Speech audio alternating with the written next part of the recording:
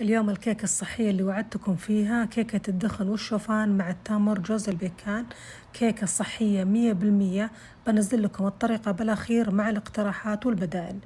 أول شي شغلت الفرن على حرارة 180 درجة مئوية وبطنت القالب بورق الزبدة مقاسه 25 سنتي.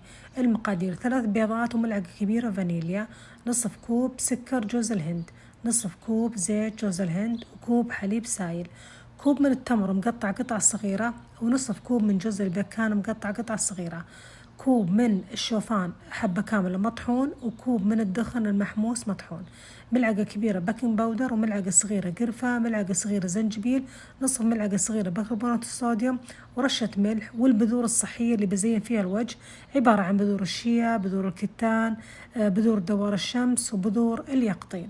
هذه هي المقادير ونبدأ بسم الله. بسم الله. أول شيء أضفت المقادير الجافة للشوفان والدخن خليتهم على جنب. جبت زبدية عميقة حطيت فيها البيض والفانيليا والسكر وخلطتهم مع بعض.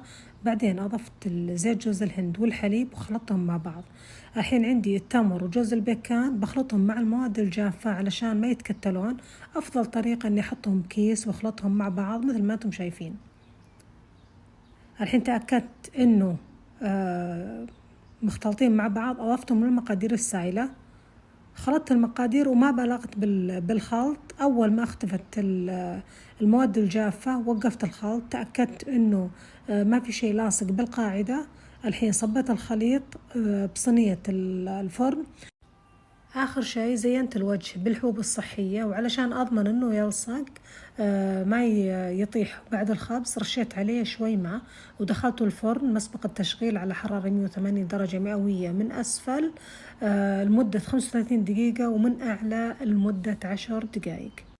وهنا بعد ما انتهى الوقت وتأكدت باستخدام سيخ الشوي إنه مستوي من الداخل، ما شاء الله تبارك الله الريحة مرة شهية وانتشرت بكل المكان. مثل ما تلاحظون طلعتها بكل سهولة من القالب وخليتها لين تبرد تماما. بعد ما بردت قطعتها شرايح وصفيتها بصحن التقديم. جربوا تسوونها لآبائكم لأمهاتكم الكبارين بالسن اللي يسوون نظام تخفيف وزن، مرة بتعجبهم، مشبعة ومغذية وطعمها مرة لذيذ. أنا بالنسبة لي حطيت كل حبة بكيس الحالو علشان أضمن أنها تصير طازجة فترة أطول. طبقوها صحة وعافية وهنا على قلوبكم.